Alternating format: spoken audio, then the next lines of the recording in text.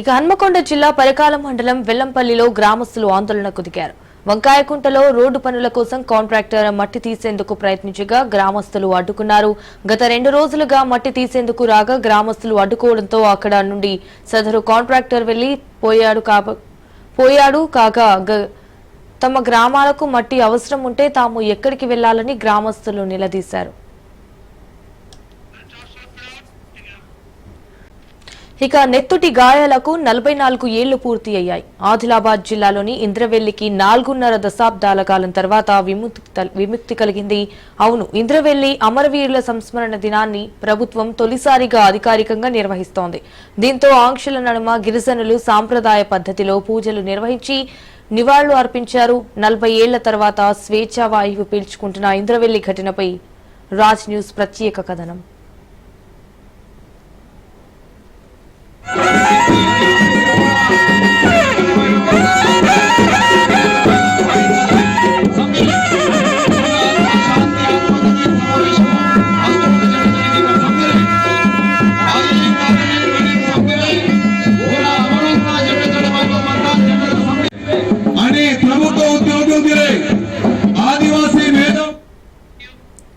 ఆదిలాబాద్ జిల్లా చరిత్రలో ప్రత్యేకంగా గిరిజన ప్రాంతం ఇంద్రవెల్లి. అయితే గిరిజన హృదయాలలో ఒక మరపురాని చేదు అనుభవంగా మిగిలిపోయింది ఇంద్రవెల్లి.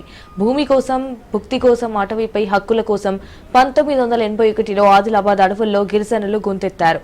నాటి సాధన కోసం ఏప్రిల్ 20న వేలాది మందితో సభ నిర్వహించ తలపెట్టారు. అయితే అందుకు అనుమతి లేదంటూ వారిని పోలీసులు అడ్డుకున్నారు. ఈ క్రమంలో ఇరు వర్గాల మధ్య తీవ్ర వాగ్వాదం చోటు చేసుకోవడం అది పోలీసు కాల్పులకు దారితీసింది.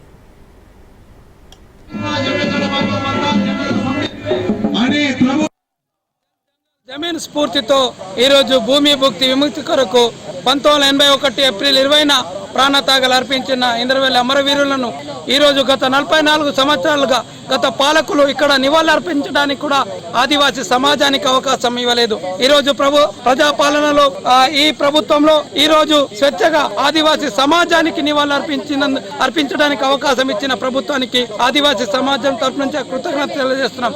ఈరోజు ఈ శృతి వనాన్ని ఏర్పాటు చేసి అభివృద్ధి చేసి వాళ్ళ చరిత్రను భావితరాలకు తెలియపరిచే విధంగా ప్రభుత్వం చర్య తీసుకోవడానికి శుభపరిమాణం. అదే విధంగా ఇంద్రవెల్లి పోరాటంలో మరణించిన కుటుంబానికి ప్రభుత్వం అన్ని విధాలుగా ఆదుకోవాలని మేము ప్రభుత్వాన్ని కోరుకుంటున్నాం. ఈ రోజు వాళ్ళకు భూమి కావాలా, వాళ్ళకు ఉండడానికి ఇల్లు కావాలా, అదే కుటుంబానికి ఉద్యోగాల అవకాశాలు కల్పించి ఆ కుటుంబాన్ని ప్రభుత్వం ఆదుకోవాలని మేము. ఈ ఘటనలో వాస్తవంగా 100కు పైగా ఆదివాసులు ప్రాణాలు కోల్పోయినప్పటికీ అధికారుల లెక్కల్లో దాన్ని 13గా పేర్కొన్నారు. కాగా ఆనాటి నుండి నేటి వరకు ప్రతి సంవత్సరం ఏప్రిల్ 20న పోరాట యోధులైన అమరుల కోసం ఆదివాసీ గిరిజనులు నివాళులర్పిస్తారు. ఈసారి అమరవీరుల స్తూపం వద్ద ఆదిలాబాద్ ఇన్ఛార్జి మంత్రి Seethakka, MP Nagesh, Mancherial MLA Prem Sagar, Khanapur MLA, జిల్లా ఎస్పీ నివాళి అర్పించారు.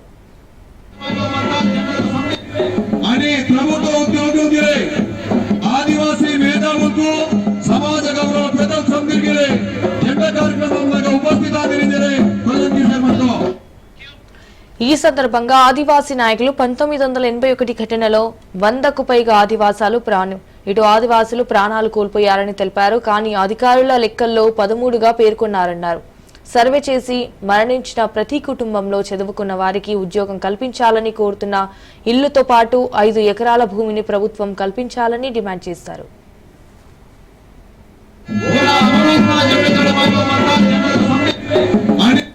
సమావేశమై వాళ్ళ హక్కుల గురించి, వాళ్ళ సమస్యల గురించి మాట్లాడదాం అనుకుంటే ఆనాటి మన పాలకులు పిట్టలను కాల్చి చంపినటువంటి సందర్భంలో అమరులైనటువంటి ఆదివాసీ అమరుల స్మరించేటువంటి ఈ రోజు ఈ కార్యక్రమాన్ని గత 44 సంవత్సరాలుగా నిర్వహిస్తున్నాం. కానీ భయంగా నిషేధించబడ్డది. 30 కిలోమీటర్ల దూరం నుంచే పోలీసు పహారాలతో నడిపినటువంటి ఆనాటి ప్రభుత్వాలు తెలంగాణ ప్రభుత్వం వచ్చిన తర్వాత కొంత సడలించి పూజలు చేసేయడానికి అధికారం లేదు, మీరు బయట చేసుకోవాలనేటువంటి ఆంక్షలతో చేసినాం. ఆ తర్వాత మేముగా ఇంద్రవెల్లి అమరవీరుల ఆశయ సమితి నుండి కోర్టు నుంచి తీసుకొచ్చిన తర్వాత 30 మంది మాత్రమే అవకాశం ఇచ్చి ఈ రోజు కాంగ్రెస్ ప్రభుత్వం వచ్చిన తర్వాత ఇదంతా కూడా సడలించింది. మొదటి సంస్మరణ దినోత్సవం. ఈ స్మరించడం దినోత్సవాన్ని ఈ రకంగా మాకు అవకాశం ఇవ్వడం చాలా సంతోషం. కానీ ఒక రకమైనటువంటి ఇంకో రకంగా బాధ అనిపిస్తుంది. ఈ ప్రభుత్వ కార్యక్రమాలు ఇవాళ మా పూజా కార్యక్రమాలు ఒకేసారి అయితే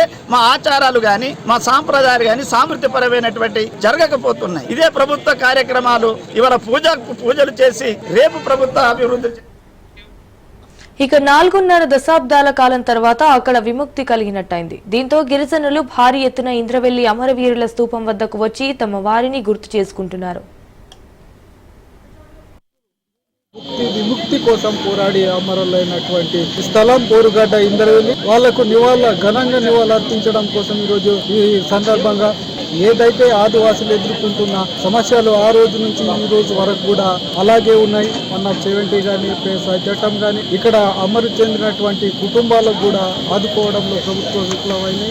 ఎందుకంటే ఈ రోజు వరకు వాళ్ళకు ఏ ప్రభుత్వం కూడా ఆదుకోలేదు. ఎన్ని అయితే కుటుంబాలు ఇప్పుడు అధికారికంగా 13 కుటుంబాలు అంటారు. ఆ రోజు మా పూర్వీకులు చెప్పిన విధంగా వందలాది మంది గాయాలైన వందలాది మంది చనిపోయారు. ఆ కుటుంబాలని సర్వే చేసి ఆ కుటుంబాలని కూడా ఆదుకోవాలని మేము డిమాండ్ చేస్తాం. 1981 ఏప్రిల్ 20 రోజున ఏదైతే జరిగినటువంటి సంఘటన, ఆ రోజు చాలా మంది ఆదివాసులు మా హక్కులు భూమి భుక్తి విముక్తి కోసం పోరాడి అమరులైనటువంటి స్థలం పోరుగడ్డ ఇంద్రవెల్లి. వాళ్లకు ఘనంగా నివాళులర్పించడం కోసం ఈరోజు ఈ సందర్భంగా ఏదైతే ఆదివాసులు ఎదుర్కొంటున్న సమస్యలు ఆ రోజు నుంచి ఈ రోజు వరకు.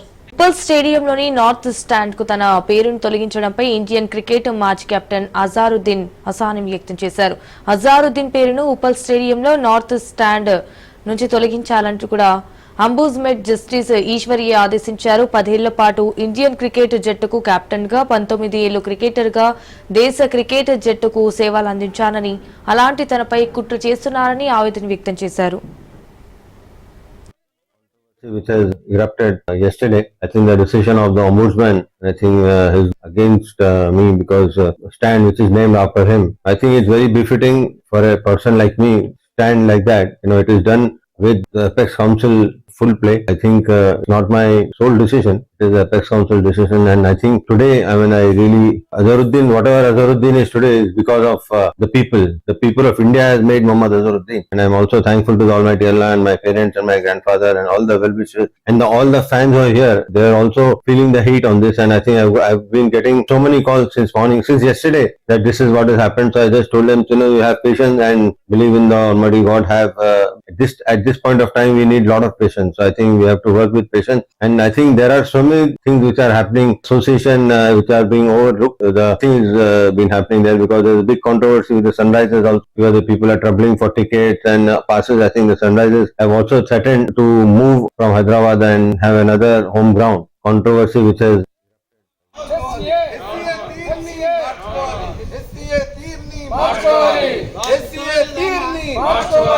జై తెలంగాణ, జై కాంగ్రెస్, జై కాంగ్రెస్, జై కాంగ్రెస్.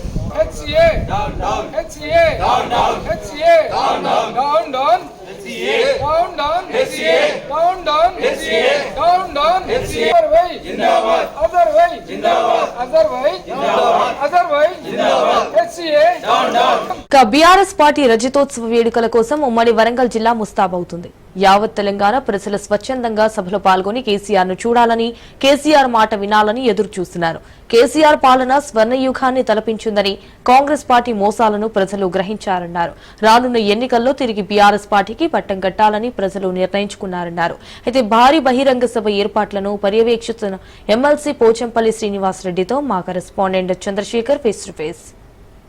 27న భారీ బహిరంగ సభని బీఆర్ఎస్ పార్టీ రజతోత్సవాన్ని పురస్కరించుకొని ఉమ్మడి వరంగల్ జిల్లాలోని ఎలకతుర్తిలో నిర్వహించనుంది. ఈ యొక్క భారీ బహిరంగ సభ ఏర్పాట్లని పర్యవేక్షిస్తున్నారు ఎమ్మెల్సీ పోచంపల్లి శ్రీనివాసరెడ్డి. ఈ యొక్క ఏర్పాట్ల విషయం మరింత సమాచారం తెలుసుకుందాం. చెప్పండి సార్, 27 జరిగే భారీ బహిరంగ సభ ఏ విధంగా ఉండబోతుంది, ఏర్పాట్లు ఏ విధంగా సాగుతుంది? ఈ నెల 27న బీఆర్ఎస్ పార్టీ రజతోత్సవ సభ ఎలకతుర్తిలో జరగబోతుంది. ఇక్కడ సభ స్థలే దాదాపు 160 ఎకరాల పైన ఏర్పాటు చేసుకోవడం జరుగుతుంది.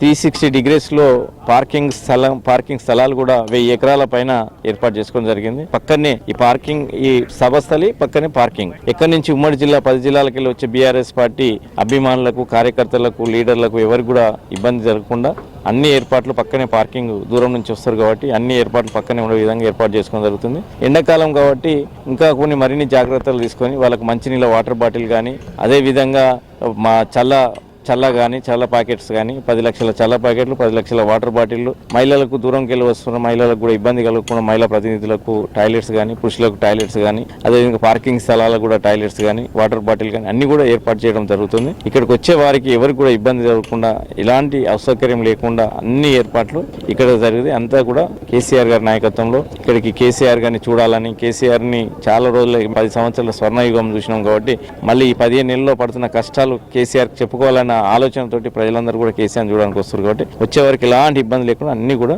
ఏర్పాటు చేయడం జరుగుతుంది. ఎన్నికల తర్వాత జరుగుతున్న సభ భారీ బహిరంగ సభ ప్రజల స్పందన ఏ విధంగా ఉంది? సభ ప్రజల నుంచి బ్రహ్మాండమైన స్పందన ఉంది. మేము అక్కడ ఉండే మా నాయకులు కార్యకర్తలు వాళ్ళు ఏర్పాటు చేసుకుని వస్తున్న బస్సులు కావచ్చు వెహికల్స్ కావచ్చు వాటికి సరిపోవడం లేదు. మాకు ఇంకా కావాలి, ఇంకా మేము వస్తాం, కేసీఆర్ కలవాలి. 10 ఏళ్ళు కేసీఆర్ గారి యొక్క పరిపాలన చూసినాము. ఈ 15 నెలల్లో 10 ఏళ్ళు మంచి పరిపాలన చూసినాము. ఈ 15 నెలలు చాలా కష్టాలు చూస్తున్నాము, ఇబ్బందులు పడుతున్నాం. ఏ రంగం చూసినా కూడా ఇబ్బంది ఉంది. 6 గ్యారెంటీలని అన్ని రకాలైన మోసాలు చేశారు కాంగ్రెస్ పార్టీ మాటలు చెప్పి. ఇప్పుడు కాంగ్రెస్ పని అయిపోయింది. కాంగ్రెస్ పరిపాలన మీద ఎవరికి కూడా ప్రజల మీద నమ్మకం లేదు, నమ్మకం వచ్చే పరిస్థితి లేదు. మళ్ళీ కేసీఆర్ రావాలి, కేసీఆర్ వస్తేనే మా బతుకులు బాగుపడతాయనే ఆలోచనతో ప్రజలు ఉన్నారు కాబట్టి పెద్ద ఎత్తున ప్రజలు వచ్చేసి కేసీఆర్ కు మద్దతు పలకబోతున్నారు. ఇప్పుడు మహిళలకైతే ఈ సభ ద్వారా పెద్దపీట వేయాలని చేయించుకున్నారు.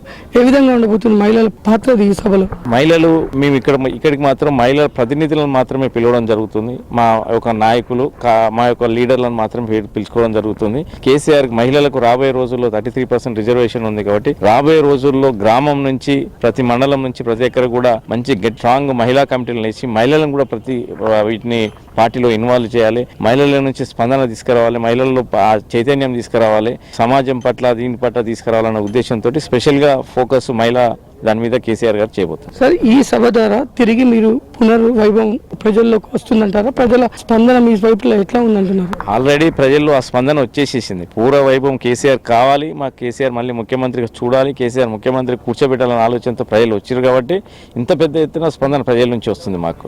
కాబట్టి మేము ప్రజాస్వామ్యాన్ని గౌరవించాలి కాబట్టి 5 ఏళ్ళు వాళ్ళకి ప్రభుత్వం ఇచ్చారు కాంగ్రెస్ పార్టీకి. 5 ఏళ్ళు వాళ్ళ పరిపాలన సాగేలా పరిపాలించుకోవచ్చు. మేము ప్రజల నుంచి 6 గ్యారెంటీల పైన మిగతా కార్యక్రమం ఇలా మేము ప్రతిపక్షంగా వాళ్ళని పోరాటం చేస్తాం, వాళ్ళపైన ఒత్తిడి తీసుకొస్తాం. ప్రజలకు ఏదైతే హామీలు ఇచ్చారో ఇచ్చేంత వరకు వదిలిపెట్టకుండా వాళ్ళు ఎంబడిపడతారు. ప్రజలైతే స్వచ్ఛందంగా అయితే ఈ సభలో పాల్గొనడానికి సిద్ధంగా ఉన్నారని, ఈ సభ ద్వారా తిరిగి బీఆర్ఎస్ పార్టీ ప్రజల్లో నూతన ఉత్సాహాన్ని నింపి ఇటు ప్రభుత్వం యొక్క న్యాయం పైన కానీ ప్రభుత్వం యొక్క మోసాల పైన అయితే నిలదీస్తూ ఎప్పటికప్పుడు ప్రజలనైతే ముందుకుంటూ నడిపిస్తామని చెప్తున్నారు శ్రీనివాస్ రెడ్డి ఎమ్మెల్సీ. కెమెరామెన్ జలీల్తో చంద్రశేఖర్, రాజ్ న్యూస్.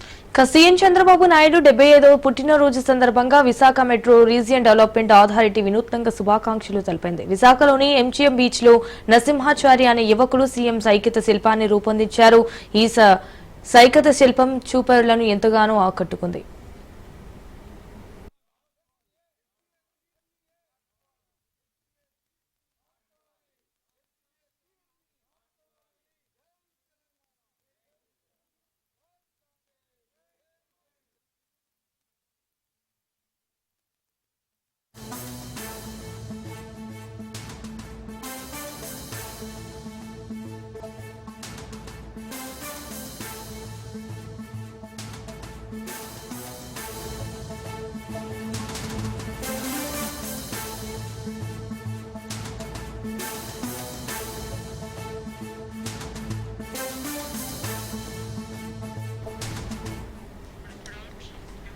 సీఎం చంద్రబాబు నాయుడు 75వ పుట్టినరోజు సందర్భంగా Visakha metro region development authority వినూత్నంగా శుభాకాంక్షలు తెలిపింది. విశాఖలోని ఎంజీఎం బీచ్ లో నరసింహాచారి అనే యువకుడు సీఎం సైకత శిల్పాన్ని రూపొందించారు. ఈ సైకత శిల్పం చూపరులను ఎంతగానో ఆకట్టుకుంది.